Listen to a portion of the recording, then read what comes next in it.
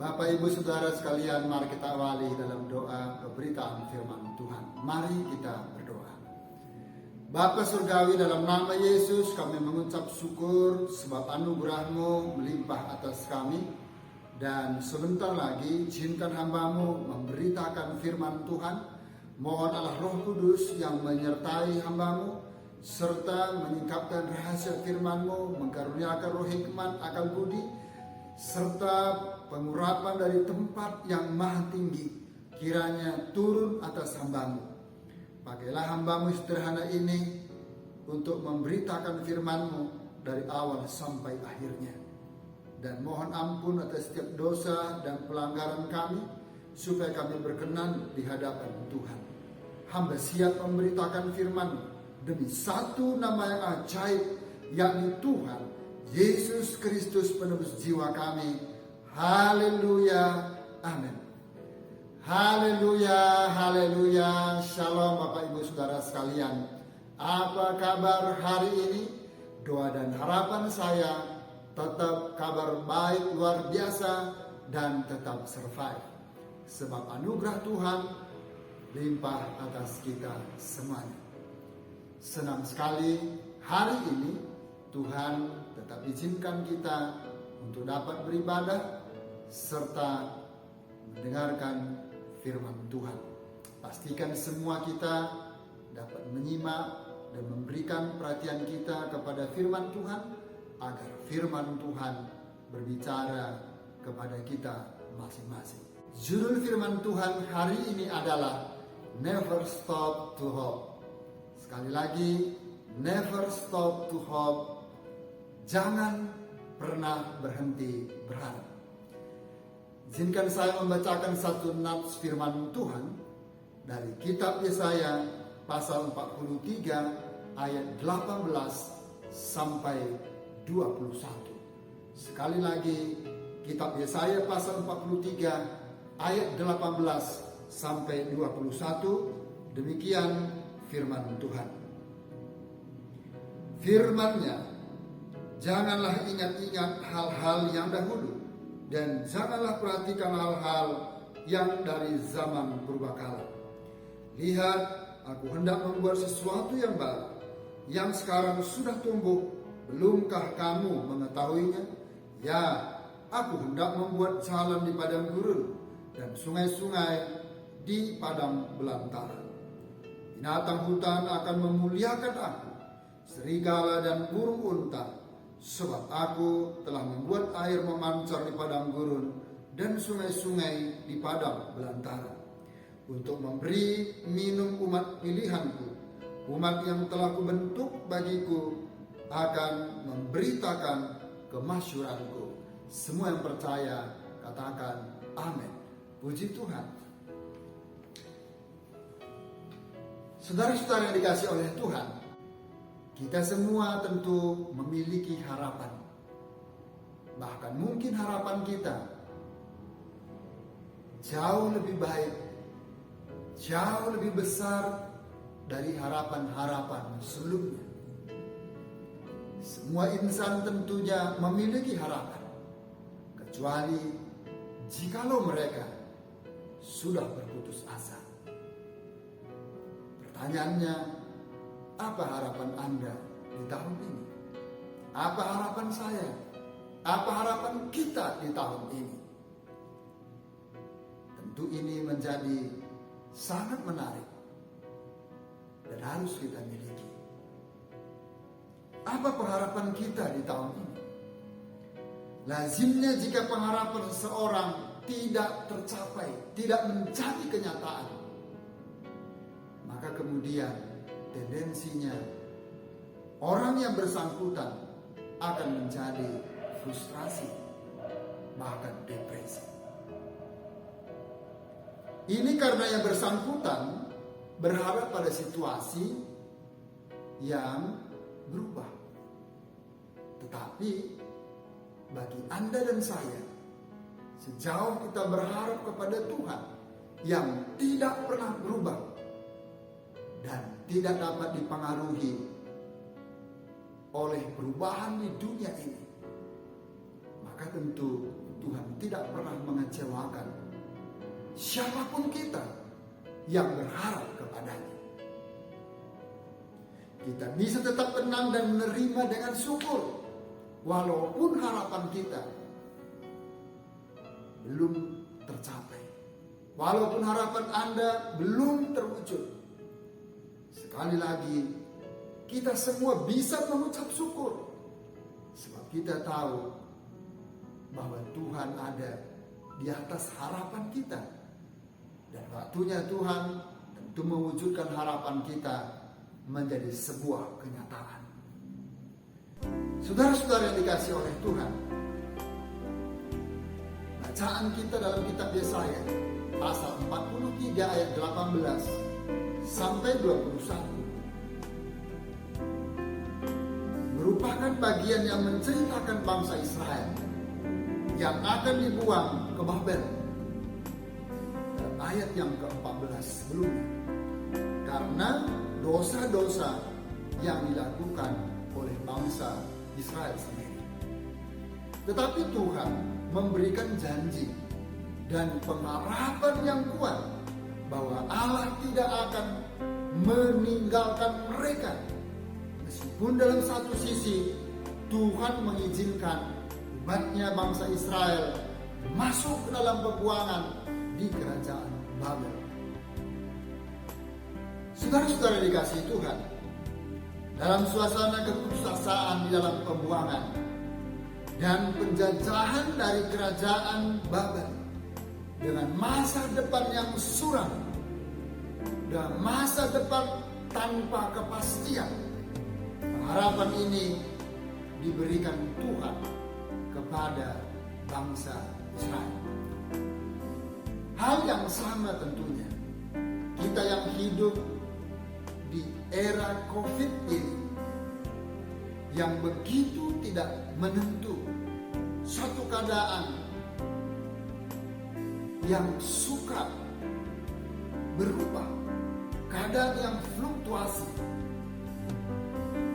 Tuhan pun juga memberikan pengharapan kepada Anda dan saya. Tuhan tetap berbicara kepada kita melalui firman-Nya.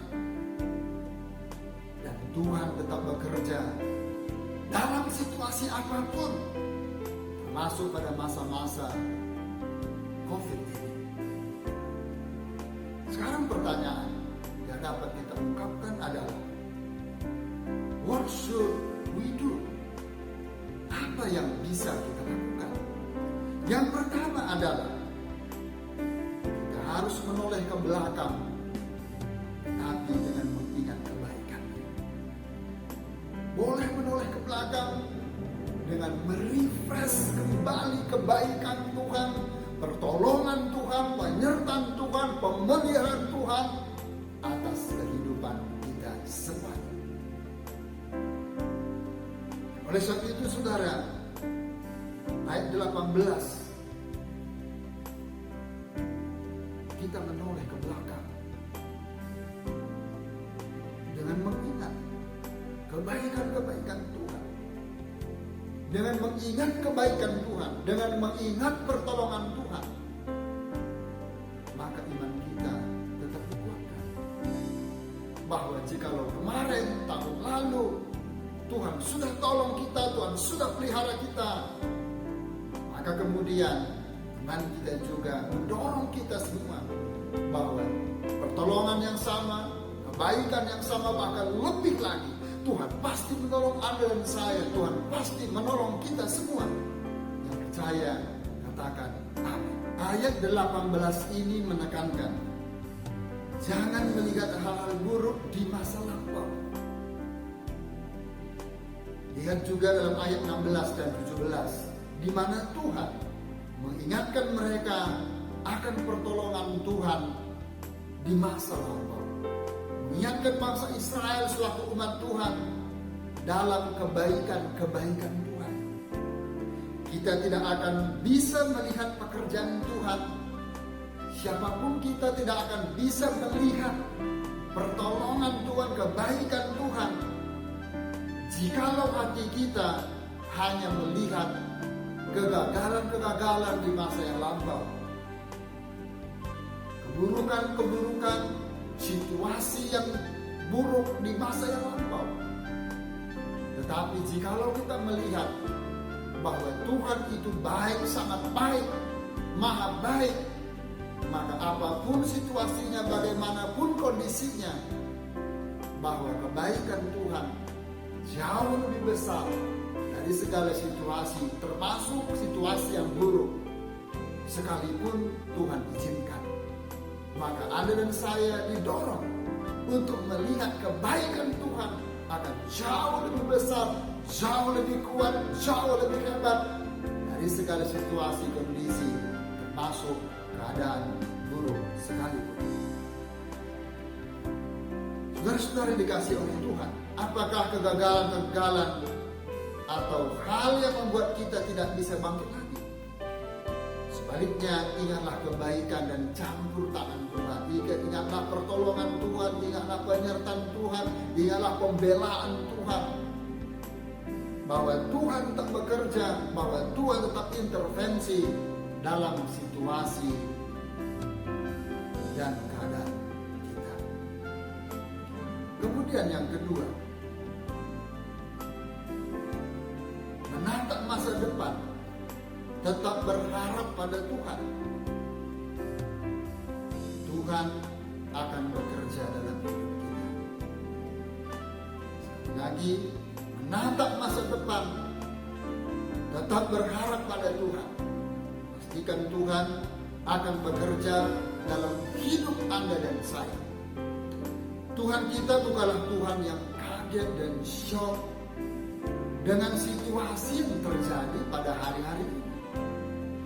Jika kita baca dalam kitab Yesaya pasal 43 secara keseluruhan, kita akan kagum pada Allah kita di dalam Tuhan Yesus Kristus.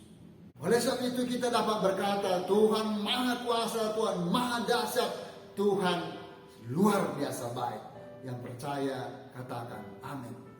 Puji nama Tuhan. Tuhan akan melakukan hal-hal yang baru dalam ketidakpastian. Ayat yang ke-19 menuliskan bahwa Tuhan sedang mengerjakan sesuatu yang baru. Bangsa Israel tidak pernah dihancurkan dan dibuang oleh bangsa lain. Ini berarti Tuhan bukan Tuhan yang jahat, karena Dia Allah yang Maha Kasih. Tetapi Dia sedang mengerjakan sesuatu yang baik yang belum pernah terjadi sebelumnya, yang belum pernah dialami oleh bangsa Israel selaku umat Tuhan sebelumnya. Tuhan bekerja dengan cara Tuhan yang ajaib, yang berbeda dengan apa yang kita pikirkan, yang berbeda dengan apa yang kita lihat, dan yang berbeda dengan pengalaman kita sebagai manusia. Tuhan selalu mengerjakan sesuatu yang baru dalam hidup ini, dalam minggu ini, dalam bulan ini, dalam tahun ini, bahkan sepanjang kehidupan kita. Dia tidak pernah berhenti untuk mengerjakan sesuatu yang baik untuk kebaikan Anda, untuk kebaikan saya, untuk kebaikan kita semua, dan untuk kemuliaan bagi nama Tuhan. Semua yang percaya katakan amin. Puji nama Tuhan. Saudara-saudara yang dikasih oleh Tuhan, Tuhan itu Maha Kuasa. Oleh sebab itu Allah juga bekerja dengan dahsyat melalui caranya yang ajaib. Kalau dahulu Allah pernah membuat jalan melalui lautan, maka sekarang Dia akan memelihara dan membuat jalan supaya mereka bisa kembali dari pembuangan Babel. Cara yang berbeda, tetapi tetap dengan kedahsyatan Allah. Allah berkuasa melakukan sesuatu yang dahsyat terjadi atas kehidupan kita semuanya. Kemudian berikutnya yang ketiga, apa yang harus kita lakukan? Ingatlah bahwa tujuan pekerjaan Tuhan di dalam diri Anda dan saya adalah memuliakan Dia. Ayat yang ke-20. Saudara yang dikasih oleh Tuhan, ayat 20 ini menekankan bahwa kalau binatang-binatang saja memuliakan Tuhan, apalagi orang-orang yang dikasihinya. Kalau binatang-binatang saja yang tidak berakal budi, Tuhan mampukan untuk memuliakan Tuhan. Apalagi Anda dan saya selaku umat ciptaan Allah yang paling mulia, dan Tuhan memilih kita untuk memuliakan Dia. Yang percaya katakan amin. Puji Tuhan, kita bisa mengabdi di tahun ini. Kita bisa mengabdi sepanjang hidup kita. Akhir tahun ini, jadilah kita menjadi abdi Allah, menghambakan diri sepenuhnya dengan segenap hati, segenap jiwa, segenap akal budi, segenap kekuatan kita untuk menghambakan diri sepenuhnya kepada Tuhan Sang Majikan besar kita. Nah, oleh sebab itu saudara-saudara, kita bisa belajar mengikuti jejaknya Tuhan dalam pribadi Tuhan Yesus Kristus. Dan oleh sebab itu, maka kita diciptakan untuk memuliakan Dia. Kita diselamatkan juga untuk memuliakan Dia. Itulah tujuan mengapa Tuhan memanggil, memilih dan menetapkan Anda dan saya sebagai umat Tuhan, agar supaya kita semua dapat memuliakan Tuhan sepanjang umur kehidupan kita. Kemudian ayat yang ke-19, panggilan Tuhan untuk kita untuk mengenali pekerjaannya, mengenali pekerjaan Tuhan. Saudara-saudara dikasihi Tuhan, orang Israel ditantang supaya pengetahuan mereka juga menjadi sebuah pengakuan, bukan hanya sebatas tahu. Misalnya kita tahu Tuhan itu baik, Tuhan itu hebat, Tuhan itu luar biasa.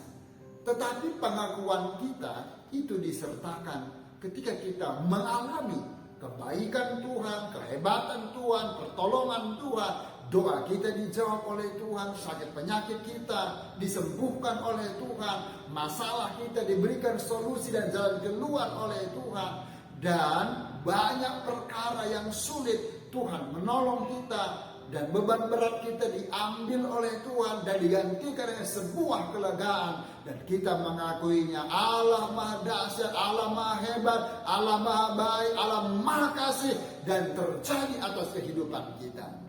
Dan oleh sebab itu saudara, panggilan kita untuk mengenali pekerjaan Tuhan, mengenali pekerjaannya di dalam kehidupan kita. Tidak hanya sebatas kita tahu. Oleh sebab itu, Paulus dalam Filipi pasal 3 ayat 10, Yesus Kristus adalah Allah yang hidup, yang mengasihi kita dan sedang bekerja dalam kehidupan kita. Itu menjadi pengakuan dari Rasul Paulus. Biarlah kita bukan hanya sebatas tahu dan berhenti untuk tahu, tetapi menjadi pengakuan kita untuk menjalani tahun ini, bahkan tahun-tahun kehidupan kita ke depannya, sejauh Tuhan izinkan Anda dan saya hidup menumpang dalam planet bumi ini. Sehingga kita bisa berkata bahwa Allah itu Maha Dahsyat, Allah Maha Hebat, Allah Maha Kuat, dan Allah Maha Baik, Allah Maha Kasih, yang senantiasa menolong setiap orang-orang yang berharap kepadanya. Sehingga Anda dan saya juga dapat berkata, never stop to hope. Semua yang percaya katakan amin. Puji nama Tuhan. Saudara-saudara yang dikasih oleh Tuhan, tidak ada seorang pun yang dapat bertahan di dalam anugerah Tuhan jikalau mereka tidak berharap pada Tuhan. Bagaimanapun situasi dan kondisi yang Tuhan izinkan terjadi di dalam generasi, dalam kehidupan kita, ingat satu perkara, jangan pernah berhenti berharap kepada Tuhan. Never stop to hope. Tuhan Yesus memberkati kita. Mari kita berdoa bersama-sama. Tuhan Yesus Gembala kami yang baik, kami mengucap syukur untuk berkat firman Tuhan yang sudah kami dengarkan pada hari ini. Mohon Roh Kudus yang menolong kami dan berbicara kepada kami semua. Mohonlah Roh Kudus yang mengukuhkan firman-Mu dan yang memeterikannya supaya menjadi rema, menjadi berkat bagi kami. Pakai dan mampukan kami agar kami hidup sesuai dengan firman-Mu dan jadilah kami menjadi pelaku firman Tuhan. Terima kasih Bapa di surga. Dan sekarang Bapak Ibu Saudara yang terkasih, mari kita menadahkan kedua tangan kita untuk menerima berkat anugerah dari Tuhan. Dengan iman-Mu terima dan bawalah pulang limpahan berkat anugerah damai sejahtera dari Allah Bapa di sorga, cinta dan kasih sayang dari Yesus Kristus Tuhan dan penebus jiwa kita serta persekutuan Allah Roh Kudus turun memenuhi, menyertai, memberkati dan menyelamatkan kita semuanya mulai hari ini besok sampai Maranatha Tuhan Yesus Kristus datang untuk kedua kalinya. Demi nama Tuhan Yesus kami tamatkan ibadah kami dan terima berkat Tuhan. Semua yang percaya katakan haleluya, amin. Tuhan Yesus memberkati. Shalom.